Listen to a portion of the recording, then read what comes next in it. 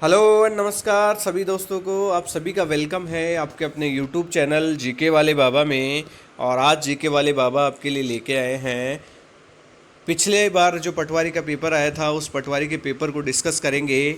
और आज हमारे पास पटवारी में आए हुए कुछ जीके के क्वेश्चन है, राजस्थान जनरल नॉलेज के क्वेश्चन हैं, तो उनको हम डिस्कस करेंगे कि किस तरीके से क्वेश्चन पूछे गए थे। तो चलिए स्टार्ट करते हैं आज का सेशन। और आज का सेशन स्टार्ट करने से पहले आप सभी इस वीडियो को ज़्यादा से ज़्यादा शेयर करें ताकि जो लोग तैयारी कर रहे हैं वो अपनी तैयारी को मजबूत कर सकें और जान सकें कि किस लेवल का पेपर आता है। और दोस्तों आपको बता दूं कि अधीनस्थ बोर्ड जो है वो पेपर एकदम खतरनाक लेवल का लेने के लिए प्रसिद्ध है। उसमें आरएस लेवल तक का जीके आता है, तो आप उसी अकॉर्डिंग तैयारी कर सकते हैं। तो चलिए स्टार्ट करते हैं अपना सेशन। और पहला क्वेश्चन देखते हैं, निम्नलिखित में से कौन सा हिंदू त्योहारों के बारे में सही कथन है। आपको 4 कथन दे रखे हैं, उनमें से आपको बताना है कि कौन सा कथन सही है। अक्षय तृतीया बैसाख मास के शुक्ल पक्ष की तृतीया को मनाया जाता है। निर्जला एकादशी ज्येष्ठ मास की शुक्ल पक्ष की एकादशी को मनाया जाता है। अक्षय तृतीया चैत्र मास की शुक्ल पक्ष की एकादशी को मनाया जाता है। और निर्जला एकादशी आषाढ़ मास की शुक्ल पक्ष की एकादशी को मनाया जाता है। तो इन चारों में से आपको बताना है कौन सा राइट आंसर है। तो देखिए, ऑप्शन ए राइट आंसर हो जाएगा। अक्षय तृतीया कब मनाया जाता है, आखा तीज कब मनाया जाता है। आखा तीज मनाया जाता है बैसाख मास की शुक्ल पक्ष की तृतीया को मनाया जाता है आखा तीज। और उसी तरीके से आपका निर्जला एकादशी या निर्जला ग्यारस कब मनाया जाता है, वो ज्येष्ठ मास की शुक्ल पक्ष की एकादशी को मनाया जाता है। तो इसमें जो आपका आंसर हो जाएगा, ए और बी दोनों सही है, तो एक आंसर आपका राइट हो जाएगा। चलिए बहुत अच्छा, आगे देखें। बड़वा ग्राम कोटा में कितने मौखरी युग अभिलेख प्राप्त हुए हैं। कोटा से जो अभिलेख या शिलालेख प्राप्त हुए हैं बड़वा ग्राम से, तो वो किस वंश के हैं, मौखरी वंश के हैं। और कितने प्राप्त हुए हैं, कितनी संख्या में प्राप्त हुए हैं। ऑप्शन ए है 5, ऑप्शन बी 3, ऑप्शन सी 4 या ऑप्शन डी 7। तो इसमें right answer option 3 B option right हो जाएगा। 3 मौखरी युग अभिलेख प्राप्त हुए हैं कोटा ग्राम से। और ये जो अभिलेख हैं ये किस वंश से संबंधित है, मौखरी वंश के सबसे पुराने क्या है अभिलेख माने गए हैं। ठीक है, तो आपको जो अभिलेख या ताम्रपत्र इनमें से एक क्वेश्चन जरूर आता है, तो उसको आपको ध्यान में रखना है। चलिए आगे बढ़ते हैं। और आगे हमारा क्वेश्चन है, राजस्थान में घुड़ला त्यौहार कब मनाया जाता है। बहुत अच्छा क्वेश्चन है, राजस्थान में घुड़ला त्यौहार कब मनाया जाता है। ऑप्शन ए है श्रावण शुक्ल अष्टमी, ऑप्शन बी है श्रावण कृष्ण अष्टमी, ऑप्शन सी है चैत्र कृष्ण अष्टमी, या ऑप्शन डी है भाद्रपद शुक्ल अष्टमी। तो आपको बताना है कि घुड़ला त्यौहार कब मनाया जाता है। तो देखो, घुड़ला त्यौहार जो मनाया जाता है पूर्वी राजस्थान या बाकी राजस्थान में जो शीतला अष्टमी आती है, आप सभी को पता है शीतला माता का मेला कब बढ़ता है, शीतला अष्टमी कब आती है। तो शीतला अष्टमी आती है चैत्र कृष्ण अष्टमी को, चैत्र कृष्ण अष्टमी को। और उसी दिन मारवाड़ में क्या मनाया जाता है, घुड़ला त्यौहार मनाया जाता है। तो ऑप्शन सी इसमें राइट आंसर हो जाएगा, चैत्र कृष्ण अष्टमी। बहुत बढ़िया, आगे देखते हैं। अगला क्वेश्चन हमारे पास, 17 जुलाई 1946 को किस राज्य में बीरबल दिवस मनाया गया। तो बीरबल दिवस जो मनाया गया था, ऑप्शन है आपके पास बीकानेर, भरतपुर, जयपुर और उदयपुर। तो इसमें राइट आंसर हो जाएगा ऑप्शन ए बीकानेर। बीकानेर में 17 जुलाई 1946 को क्या मनाया गया था, बीरबल दिवस मनाया गया था। क्यों मनाया गया था, क्योंकि उस टाइम बीकानेर राज्य में क्या किसानों का आंदोलन हो रहा था, और उस किसान आंदोलन में एक किसान शहीद हो गया था बीरबल नाम का। तो उसी के याद में क्या मनाया गया था, पूरे बीकानेर राज्य में बीरबल दिवस मनाया गया था। बहुत बढ़िया, चलिए आगे देखते हैं। महाराणा कुंभा द्वारा रचित संगीत राज कितने कोषों में विभाजित है। महाराणा कुंभा बहुत बहुत महान शासक हुआ है मेवाड़ का, मेवाड़ के बहुत महान शासक हुए हैं। इस महाराणा कुंभा के संगीत राज कितने कोषों में विभाजित है, 7, 4, 9 या 5। तो संगीत राज जो विभाजित है वो संगीत राज विभाजित है 5 कोषों में। और इस महाराणा कुंभा के बारे में हम जानते हैं कि जो विजय स्तंभ है, जो मेवाड़ या चित्तौड़गढ़ दुर्ग में जो विजय स्तंभ है, उसका निर्माण भी महाराणा कुंभा ने करवाया था।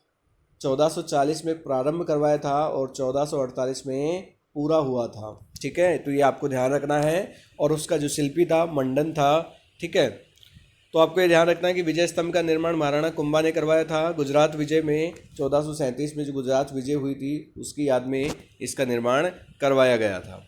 चलिए बहुत खूब है, आगे देखते हैं। आगे क्वेश्चन हमारा, मारवाड़ पब्लिक सोसाइटी ऑर्डिनेंस कब जारी हुआ? तो मारवाड़ पब्लिक सोसाइटी ऑर्डिनेंस जारी हुआ था 1934 में। ऑप्शन डी इसमें राइट आंसर हो जाएगा।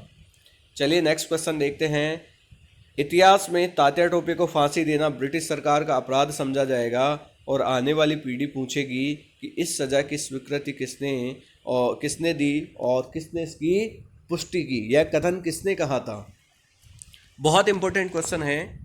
आई थिंक ये सबसे अलग क्वेश्चन आया था पटवारी एग्ज़ाम में। पिछली बार का जो पटवारी एग्ज़ाम था उसमें बहुत ही अलग तरीके का और यूनिक तरीके का क्वेश्चन पूछा गया है कि आपको एक कथन दे दिया और बताया कि इसको किसने कहा था। तो ऑप्शन ए है कैप्टन सावर्स, ऑप्शन बी है एजीजी लॉरेंस, जवाहरलाल नेहरू, मदन मोहन मालवीय। तो ये जो बात कही थी वो किसने कही थी? कैप्टन सावर्स ने कही थी। किसने कही थी? कैप्टन सावर्स ने कही थी। किसके बारे में? तात्या टोपे के बारे में। जब 1857 की क्रांति हुई थी तो तात्या टोपे राजस्थान में आए थे और उसी टाइम उन्होंने 1857 की क्रांति में भाग लिया था और उनको बाद में उनको फांसी दे दी गई थी। तो कैप्टन सावर्स ने ये बात कही थी। चलिए बहुत बढ़िया है, आगे देखते हैं। आगे हमारा क्वेश्चन नंबर 8 है। किस शिलालेख में चौहानों को वत्स गोत्र ब्राह्मण कहा गया है? चौहानों के बारे में या चौहानों का जो गोत्र है वत्स गोत्र ब्राह्मण, वो किस शिलालेख में कहा गया है? ऑप्शन ए है चीरवा शिलालेख, बिजौलिया शिलालेख, अपराजित शिलालेख या फिर श्रृंग ऋषि का शिलालेख। तो इसमें राइट आंसर हो जाएगा बी, बिजौलिया शिलालेख के बारे में सांबर के जो चौहान हैं या जो रणथंभौर के चौहान हैं उनके बारे में जानकारी मिलती है कि ये वत्स गोत्रीय ब्राह्मण हैं। चलिए क्वेश्चन नंबर 9 देखते हैं। रामा, नाथा, छाजू और सैफू किस चित्रकला शैली से संबंधित चित्रकार थे? तो ये जो आपको 4 शैलियाँ दे रखी है, अलवर शैली, जयपुर शैली, जोधपुर शैली और मेवाड़ शैली, इन चारों में से आपको बताना है कि ये जो रामा, नाथू, छज्जू और सैफू है वो किस शैली के चित्रकार हैं। तो इसमें आंसर हो जाएगा ऑप्शन सी, जोधपुर शैली के चित्रकार हैं रामा, नाथा, छज्जू। तो चित्रकला में से आपको 2-3 बातें याद रखनी है। एक तो बात आपको याद रखनी है कि जो भी चित्रकार हैं उनके नाम जरूर याद रखने हैं। साथ में चित्रकला की शैली आपको ज़रूर याद रखना है कि कौन सी शैली की क्या विशेषता है, वो विशेषता आपको ध्यान में रखनी है। बहुत बढ़िया, चलिए आगे देखते हैं। क्वेश्चन नंबर 10 देखते हैं। चिड़ावा का गांधी किसे कहा गया? चिड़ावा का गांधी किसे कहा गया है? Option A master Pyarelal, option B है राधा कृष्ण बोहरा, ऑप्शन सी है सेठ घनश्याम दास बिड़ला या ऑप्शन डी है सरदार हरलाल सिंह। तो इसमें आंसर हो जाएगा option A, master Pyarelal Chirawa के गांधी के रूप में जाने जाते हैं। और मास्टर प्यारेलाल ने 1922 में अमर सेवा समिति की स्थापना की थी। अमर सेवा समिति की स्थापना की थी, ठीक है, अमर सेवा समिति की स्थापना की थी मास्टर प्यारेलाल ने। चलिए बहुत बढ़िया है, बहुत अच्छा क्वेश्चन है ये भी।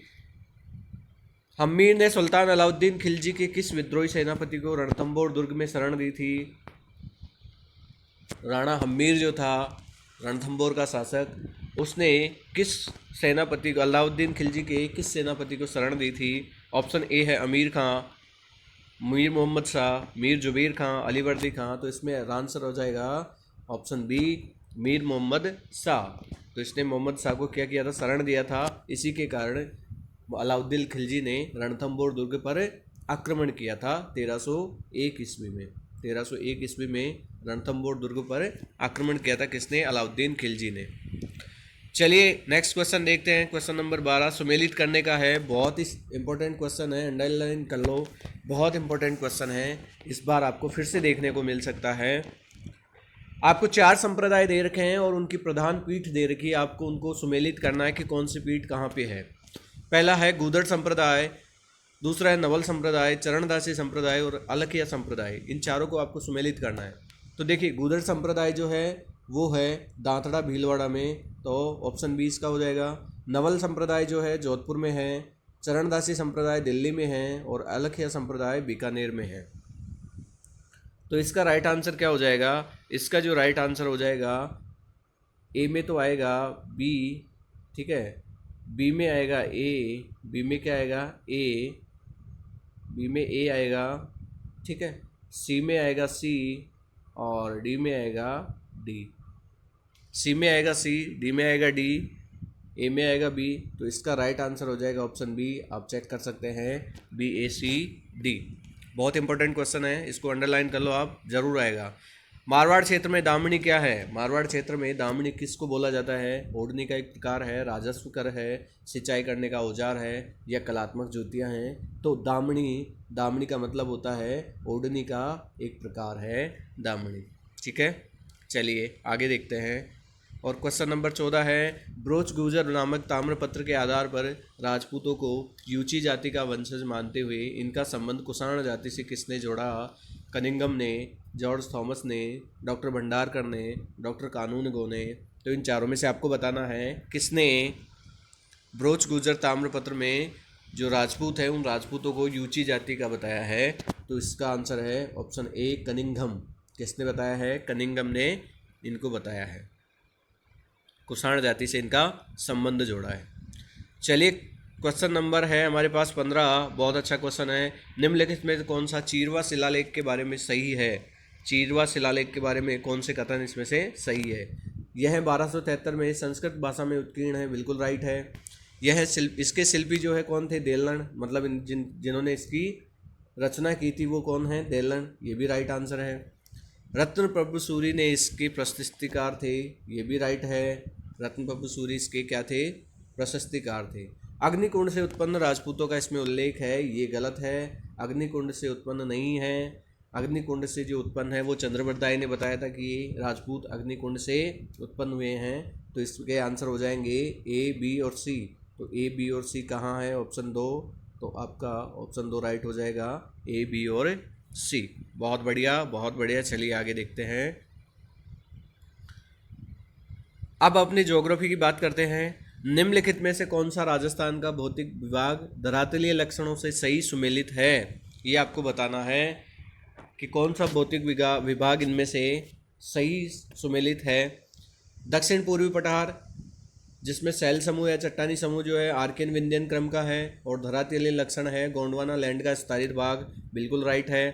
दक्षिणी पूर्वी पठार जिसमें कोटा, बूंदी, झालावाड़ का क्षेत्र आता है वो सारा गोंडवाना लैंड का ही विस्तारित भाग है।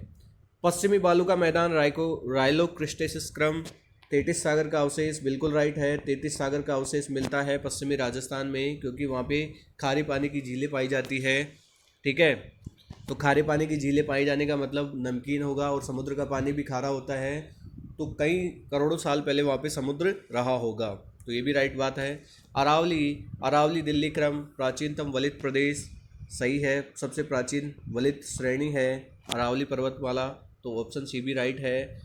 उत्तरी पूर्वी मैदान, दक्कन लावा, विंध्यन क्रम, सिंधु नदी निर्मित मैदान, ये गलत है आपका। ये सिंधु नदी निर्मित नहीं है, ये यमुना नदी या चंबल नदी से निर्मित है। तो इसमें ऑप्शन डी गलत हो जाएगा, बाकी तीनों सही है। तो ए, बी और सी, ऑप्शन 3 इसमें राइट आंसर हो जाएगा।